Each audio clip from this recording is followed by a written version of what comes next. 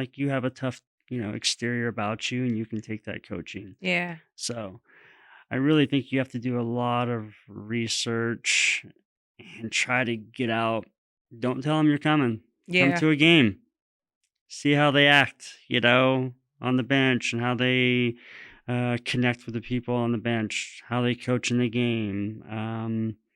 You probably got to connect for practices, but I Right. think if you can come to a couple of different practices, I try to be who I am, at practice. This is because I want them to understand what they're getting. We're not going to do all of our best drills, and I Right. want them to really understand what they're getting. I get that, and enough parents don't do that, right? Like, get at the end of the day, get out and do some work.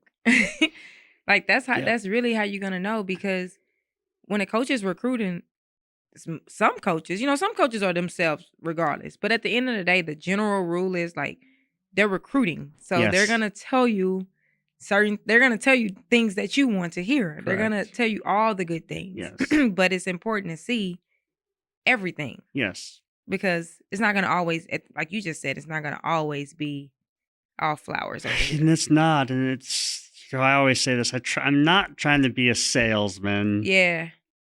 You're trying to get them to come to your school by just telling them factual data, and this is how we do things. Mhm. That's really try to how we try to do it.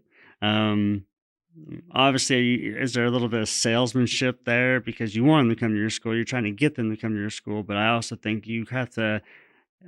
You want a coach to just talk real talk with you, Mhm. and it's okay if you don't like that real talk because maybe somebody else that real talk that they're given is going to be where you probably fit a little bit better. And I think that's fine. I Yeah. mean, I always tell kids, we're bringing you to campus because we really like you, but I want you to like us in the campus too. It needs to be a two-way fit, not Yeah. just a one-way fit. I don't want to be, this is the last option. I think you really have to, find a great fit that way. Yeah. What questions should parents and or players be asking coaches that are recruiting them? Hmm. Um, I always think it's important to find out. You got to know how many people maybe are ahead of you. Mhm. Are you okay with sitting potentially, for a year? Because some of these kids have been on varsity since their ninth grade year, 10th grade year. Um, what are you doing skill work?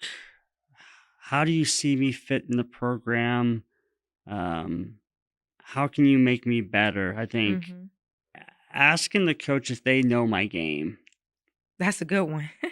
because it's like we're trying to put together a puzzle. So you might be just a dead three shooter, you might be a slasher. I'm trying to put together a puzzle piece. And how do I fit what you are looking for in that puzzle?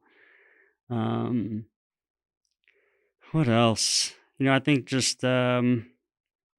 the academic support at the lower levels, the higher levels, they got a million different people. But, Mhm. we just hired at Grayson an academic advisor for athletics. So y'all haven't had one. We haven't had one. So who So handled, was it just on the coaches to kind of handle? We have a whole success Mhm. team, advisors at Grayson. So they would just kind of get put into if they're general studies, Mm. are they in business, are they in science, are they in education? So they would just kind of get put in there.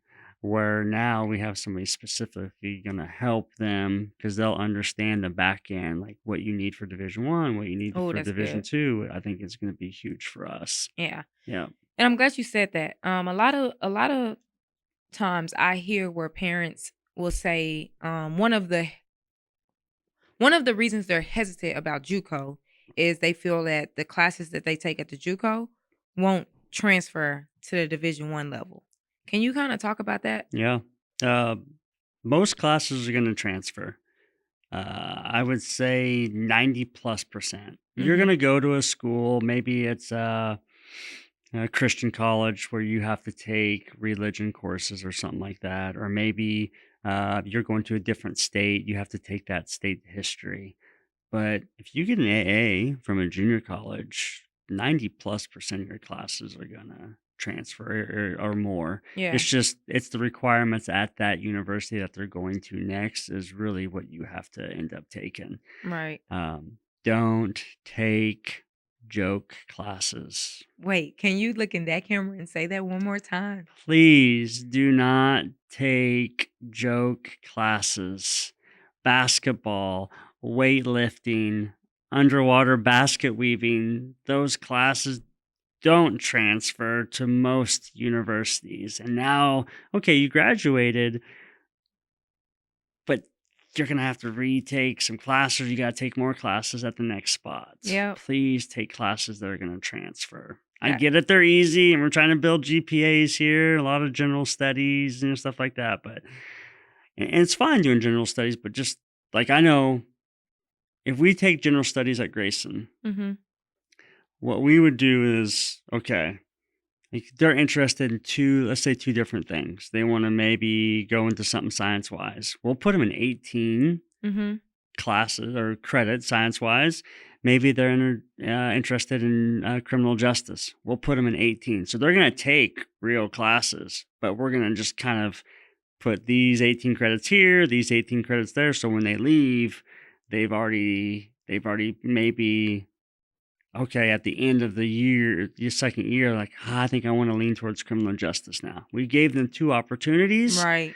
but now when they move on, they can kind of focus on that major. Yeah.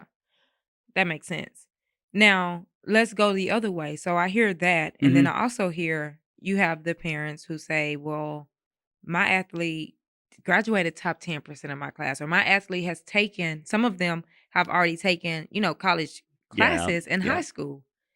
How does that work with going JUCO? Well, I know at my previous school, we had a valedictorian come to JUCO.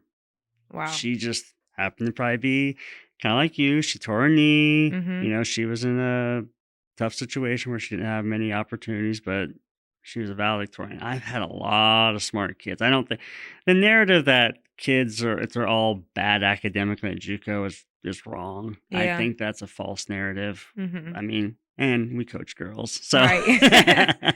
Yeah. most of the girls take care of their business Mhm. in the classroom and whatnot. So I would say, and we do have some girls. I will say I've not turned down. I was honest with them. It's like, I don't know if you should go JUCO. You're so far down the line Like, meaning academically. they already have a lot Yes, of the classes. yes. Like Yeah. I don't know, running start, concurrent, dual credit, whatever it is at the school. I mean, I've had girls with 30, 40 credits. I'm like, oof, at Grayson, it's 60 and you graduate. Like, I don't, Yeah. we have a young lady coming this year. She'll be pushing 20s. So, like for us, I always tell them, it's your journey. I'm just here to help you. Whether Right. you're here for 1 year or you're here for 2 years, I never want to lose a really good player after one. But if we've communicated ahead of time that she might look to go after one, then I'm okay with that. Mhm. So, like this player, she could have an opportunity she'll be a qualifier, so she doesn't necessarily need to graduate, but it's something that we've talked about already because it's like, dang, what do you do when you're sitting at 24 Yeah. and 60 to graduate, Um, so that can be a challenge at times. Yeah. But I think you can still go JUCO and still leave after a year. Yeah. Don't Some coaches will hold you, I think. Is that something that parents should make sure they ask if they I would. okay. Yeah. And I'll say this, to be fair, my first year, I had a Division I school come in July and take a player from us. Didn't ask, didn't communicate with us. She went through the AAU, and then that kid went on and played at a Division I school. Not to say that we would never let a kid go late, but it's like I think the coach and the parents and the kid should be on the same page. Like if Mhm. you want to come for a year by let's say May, if you don't have an offer by May, like let's come back. If you're leaving in July, June, that really puts that JUCO at a tough spot because you're losing a good player. you're probably not replacing that good player that Yeah. late in the game. So you feel like that there should technically be some type of time limit. That would be great. Yeah. If a kid's dream school came in June and offered her, I wouldn't say no. Right. It would stink, in the end, but I wouldn't say no. Like, you know what? Again, I talked about in the recruiting process, it's your journey. Mhm. I was here to help you. You got what you wanted. I think you should take it. Yeah. But you and I both know too, if schools are coming late like That's this, because they didn't get somebody. thank you. They didn't get who they wanted. Look at that camera. Yes. Say that That's right. because they didn't get who they wanted. I mean, that's Yes, the truth. Like that's if the somebody truth. comes in late at the end of the day, Yep, all of their options went somewhere else. And correct. you are the last resort. And I will say in that, even in that situation, it depends on the kid, right? Like, so for some, it might be like, I don't care. Like, now I get my shot and I'm finna go prove, But True. I do think it is important for parents and players to know that. And that's even being recruited out of high school. That's wherever you're getting recruited. Correct. If they come in late, just know at the end of the day, something fell through. They didn't get who they wanted. Mm-hmm. And now they got to fill a spot. Yeah. It is. That's a tough one because JUCOs will lose out on kids that get one Division I offer. Yep. And you're like, no. Because Yeah. it's like we look at the history and go, dang, that program hasn't been good for like 4 years. Now you're going to go there in the 5th year and you maybe you're going to get to play. Like I know the one girl I was just talking about, like she didn't play and she ended up transferring after a year. I was like, well, that's kind of what happens when you get picked up in July. But then you don't want to tell a kid no to because you Right. don't know what's in that kid. Right. That For kid sure. goes and she balls. And that's what's so hard. It is Like, hard. that's like, how do you, or do you even have those conversations? Like, how do you guide, some of the athletes when it's like their goal is to play D1 and then Mhm. they get, a D1 offer, but it might not be the right fit. It might Correct. not be the right one, but in their mind, it's like, I got this D1 offer. I got to go. Yeah. If it's a high school kid, I try to just, are you educated on where they're at in their contract? Have you looked at the success? Um, how many kids are transferring out, which is crazy now because I don't know if there's so many transfers Yeah. now.